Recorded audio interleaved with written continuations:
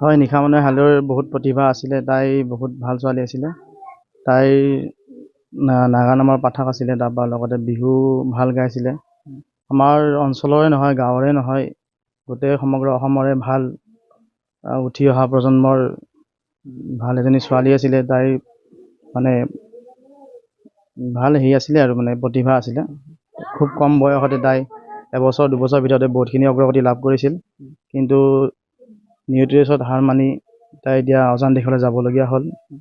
এতিয়া সেইটোকতো কোনেও বাধা দি ৰাখিব নোৱাৰে। বহুত বেয়া পৰিৱেশ, মৰ্মান্তিক ঘটনা, এইখিনিয়ে আৰু। দুখ লগা পৰিৱেশটো হ'ল কি, নিশামণি হালৈ যেতিয়া বিহু গাব যায় ঢুকালে, ঢুকোৱাৰ পিছৰে পৰা আমাৰ যিখন হ'বলগীয়া বিয়া আছিল শংকৰ ডেকাৰ, সেই বিয়াখন আজি আছিল আৰু পিছত বিয়াখন নহ'ল। পিছত পৰ্যায় আৰু সময় ক্ষেত্ৰত পৰা যাব। নিশামণি হালৈ সৰুৰে পৰা তেওঁ খুব বিহুত নাগাৰাত খুব জড়িত আছিল। এইবাৰতে বিহুত প্ৰায়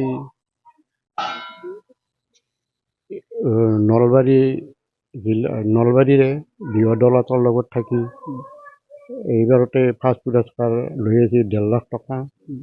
ইয়াৰ আগৰ বছৰ আছিল হাজোৰ দলৰ লগত, সেইবাৰ লৈ আহিছিল এটা বিহু কুঁৱৰী।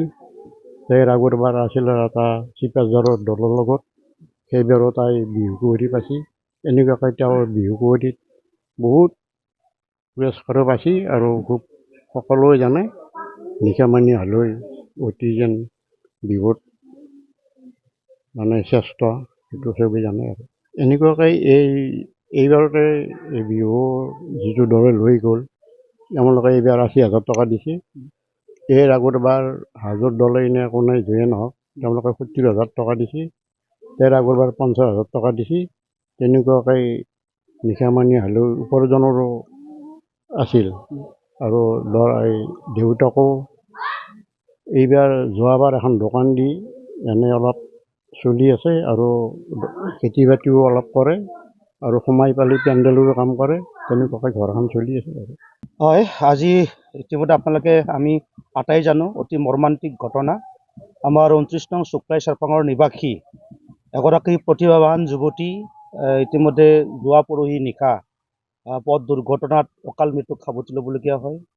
নিশামণি হালৈ নামৰ এই যুৱতীগৰাকী একেধাৰে তেওঁ বিহুৱতী আছিলে, ভাল পাঠিকা আছিলে, গান গাইছিল, চিৰিয়েলবিলাকতো তেখেতে কাম কৰিছিল।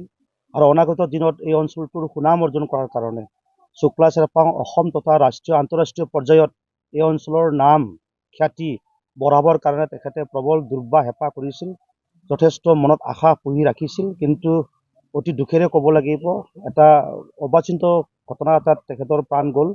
গতিকে নিশামণি হালৈ য'তেই নাথাকক কিয় অতি শান্তিৰে থাকক। আমি 29 নং শুক্লা ব্লক BPF-এ নিশামণিৰ আত্মাৰ সদ্গতিৰ কাৰণে আমি ভগৱানৰ ওচৰত প্ৰাৰ্থনা কৰিছোঁ, আৰু পৰিয়ালবৰ্গক যাতে অনাগত দিনত সংগ্ৰাম কৰি যাবৰ কাৰণে যাতে ভগৱানে শক্তি দিয়ে, তাৰ কাৰণে আমি ভগৱানৰ ওচৰত প্ৰাৰ্থনা জনাইছোঁ। আৰু ইতিমধ্যে আপোনালোকে গমেই পালে, এই পথটো তেখেতৰ সপোন আছিলে। এই পথটো পকীকৰণ অতি সোনকালে BPF দলে কৰিব, আৰু এই পথটোৰ নাম নিশামণি হালৈ নামেৰে আজিৰ পৰা আমি নামকৰণ কৰিছোঁ।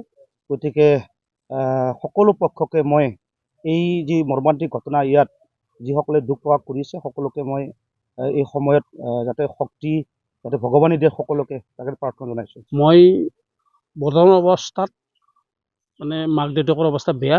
ৰাতিপুৱা মই মেডিকেল লৈ গ'লোঁ। মোৰ ভতিজা হয় নিশামণি হালৈ। নিশামণি হালৈ এটা প্ৰতিভাৱান শিল্পী আছিল। আমাৰ তামোলপুৰ ডিষ্ট্ৰিক্ট হওক, নাওকাটা অঞ্চল হওক, গোৰেশ্বৰ অঞ্চলেই হওক, নিজাগা অঞ্চলেই হওক, কথাটো হ'ল নিশামণি হালৈ এটা উপাৰ্জনৰ পথ আছিল তেখেতসকলৰ।